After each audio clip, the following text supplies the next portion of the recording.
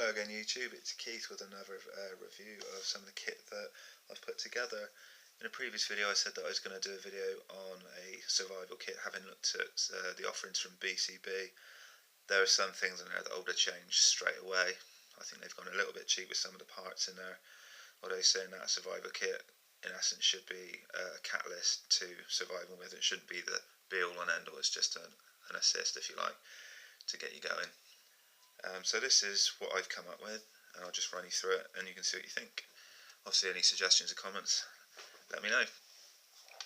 Everything that you see on the table fits into this Otter box 1000 series clip case, single clip on the front, no lining inside, but they're waterproof and crush proof. Allegedly they're waterproof down to about 100 feet submersion. Not that I've tried that, I just chucked it in the bath with some loo roll in and it stayed dry, so that's good enough for my purposes. If I run you through the contents of the kit then, you've just got a small button compass, BCB brand, 1 to 2 pounds. Yeah, basic, very basic.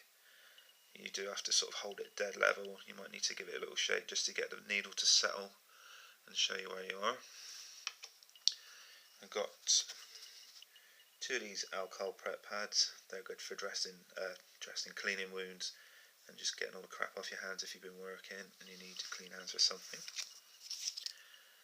You've got an aluminium survival whistle.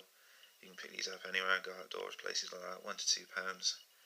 Essential bit of kit in a survival situation for signalling and letting people know where you are. As I've said before, a lot less energy to blow a whistle than it is to shout continuously. Okay, this is a Fresnel lens, or Fresnel lens, whichever you prefer. 5 for £2 odd on eBay, good for magnifying, so if you're trying to get something out of your skin you can't quite see it, on a very sunny day you can use these to ignite tinder, but they are a bit of a faff in that respect, so I don't use it for that.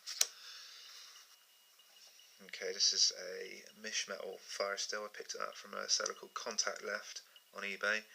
These fire stills are different from the normal ones I use in that the scrapings tend to give off sort of globs of hot metal as opposed to showers of sparks. They do tend to burn a little bit longer. I find they can be a little bit more effective at starting a fire. As far as scrapers go, I've picked up, this is a Spyderco grasshopper, under 3 inches, non-lock-in, UK legal. Obviously use your intelligence, don't carry it where you shouldn't, etc, etc. So I say, even though they are UK legal, use a bit of sense. The back edge of this knife will catch the fire still, so you can use it to scrape sparks off the fire still with. That's why I didn't put a scraper in the kit, it's just taking up more room I don't really have. Okay, next. It's a non-sterile scalpel blade. You can use this for fine work, you can use it for skinning and things like that, or even if you need to, you can use it on yourself provided you sterilise it first, i.e. in fire, alcohol, anything like that. You can use that, mind your fingers. I'm not even sure why I chucked this in, it was just on the table, I chucked it in. This is just a freshener, just for hand wipe, if you need to clean your hands, if you're going to do any sort of work that you need clean fingers to do so. You get those with most KFC meals. A couple of bits of writing paper, I've cut them out of a notebook. If you need to leave a note for somebody or write something specific down, like coordinates. Yeah, there's a couple of bits there for that. I've cut a pencil down. You don't need an entire pencil to write in those 2 little sheets with, so I just trimmed it right down, take up minimal space. As per usual, the super glue, 10 for £1 in the local pound shop. You can use this for all sorts of applications. You can even stick wounds together with it. Apparently that's what they used to do in Vietnam. They used to use super glue to stick cuts together with. Can't say I've tried it, and I'd imagine it'd sting like hell, but there we are. In a pinch, it might come in handy. This is just a normal tampon. These can fluff right out, ask your missus. They're brilliant for, you can use it as a wound dressing if you need to, or you can use it to start a fire with. Quite a versatile bit of kit. Next, we've got 20 metres of kevlar thread. Paid about £5 for this. It's about the same sort of length, diameter as dental floss. It's got a breaking strain of around £100. Brilliant for shelter building, fishing, any sort of application like that. Next we've got a tea light candle. You can get these anywhere. rather than using all your matches, you can light the candle, and then as long as the candle's burning, you can light other things off of it as well without having to expend all of your matches. Provides a very, very small amount of heat and light also. Okay, in this packet here we've got an assortment of regular matches and stormproof matches. There's a couple of feet of duct tape folded over the black stuff behind the matches. You can use that for repairs, or you can use it as plasters if you like. In the back, striking strip for the matches, which I cut off the box.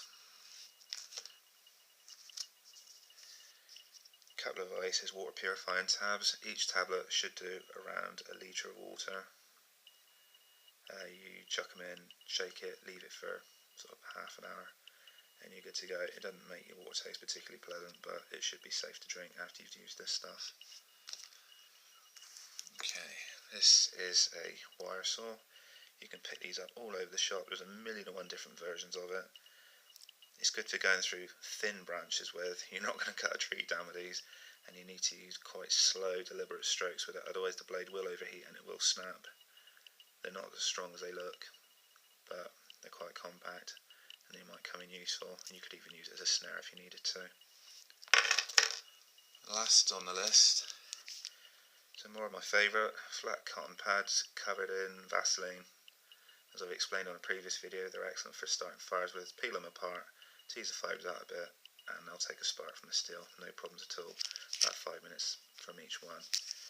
I've also put in the back a small length of rubber inner tube. This stuff burns really well. Seems like I had a spare bit knocking around, I thought why not just chuck it in. Another string to the bow. So everything you've just seen fits in the Otter box. That's my interpretation of a survival kit. Obviously people will tailor them to their own needs. If you're sort of more urban, you know, in London, you're probably going to have totally different stuff in there, as you're not going to need half of this stuff. It's just, you know, chuck it in the bag, chuck it in the car, fit and forget.